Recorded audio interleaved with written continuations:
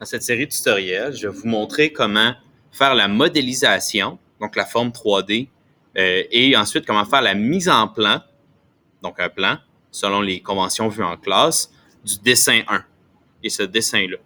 Donc, dans la première vidéo, on va seulement faire la base de notre dessin 1. Et pour cela, il faut commencer par savoir c'est quoi ses longueurs. Donc, on va se dire que chacune des coches qui est ici, ça mesure 10 mm. Donc, si je pars d'ici, ça fait 1, 2, 3, 4, 5, 6, 7. Donc, 70 mm par 1, 2, 3, 4. Donc, 40 mm. Donc, je vais dans Onshape. Et là, il faut tout le temps commencer par faire ce qu'on appelle une esquisse, qui est la forme 2D qui sert de base à notre dessin. Donc, je commence par cliquer sur Sketch, qui est esquisse en anglais. Et là, on me dit que je dois dire où mettre l'esquisse. Donc, je vais la mettre ici pour qu'elle soit horizontale.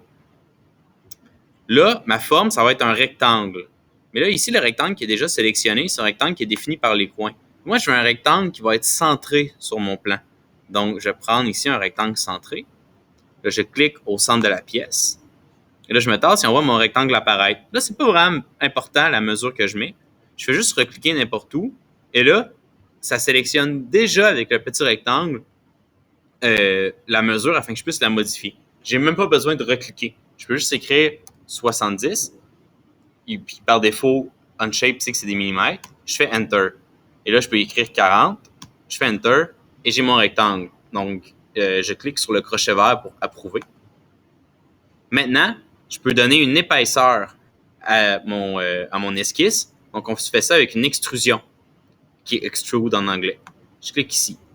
Une extrusion, ça doit tout le temps être associé avec une esquisse. Donc, je peux soit la sélectionner en venant cliquer ici ou en cliquant dans le menu carrément. Donc, je vais faire ça. Bon. Et là, par défaut, Onshape nous met 25 mm. Mais on va aller voir dans notre plan pour savoir c'est quoi la mesure que ça nous prend. Donc, dans le plan, pour la hauteur totale, je pars d'ici, je fais 1, 2, 3. Donc, c'est 30 mm. Donc, ici, je vais mettre 30. Hein? Encore une fois, par défaut, c'est des millimètres. Et là, on voit, j'ai mon bon rectangle. Donc, je vais te faire la base de mon dessin.